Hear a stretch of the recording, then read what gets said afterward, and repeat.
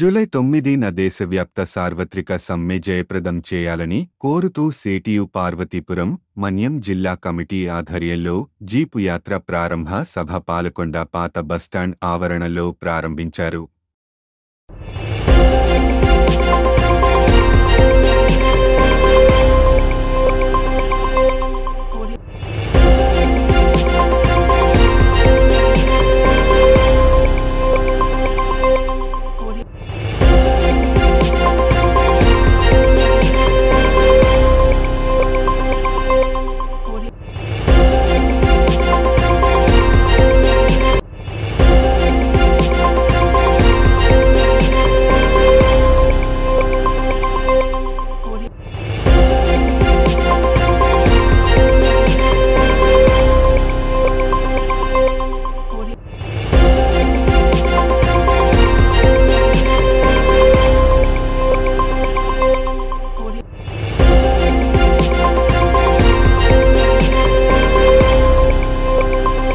వాళ్ళకి గిట్టుబాటు ధర లేదు, వాళ్ళు పండిన పంటలకు అవకాశం లేదు.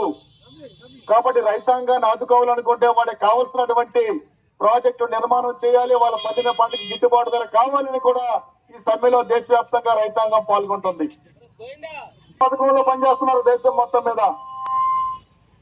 వాళ్ళందరికీ కూడా కనీసం సంవత్సరం 200 రోజుల పనిదినాలు కల్పించి 500 రూపాయలకు తక్కువ లేకుండా వేతనం కావాలని చెప్పేసి వేళ ఆ విధంగా కూడా ఈ సమ్మెలో దేశవ్యాప్తంగా ఉన్నటువంటి 12 కోట్ల మంది వ్యవసాయ కార్మికులు కూడా పాల్గొంటున్నారు. అలాగే సుమారు 35 కోట్ల మంది అసంఘటిత కార్మికులు ఉన్నారు. ఆటో, రిక్షా లేకుంటే హమాలీగా వీళ్ళెవరికి కూడా భద్రత లేదు.